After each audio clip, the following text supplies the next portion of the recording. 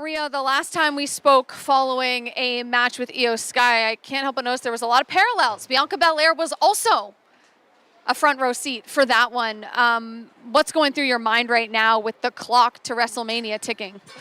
What's going through my mind right now? I had the match won. I had the match won. 1, 2, 3, 4, 5, 6, 7, 8, 9, 10. Where's Bianca Belair, huh? She pulling a John Cena on us because I can't see her anywhere, huh? Where is she at? She's screwing me out of WrestleMania once again because she is scared of me. She is scared that I'm going to absolutely destroy her. That is what happened. And you know what? It's going to continue to happen. I'm going to continue to ruin Bianca Belair until I get exactly what I want, because this is absolute crap. Every single time. I've never beaten IYO before, and she knows that.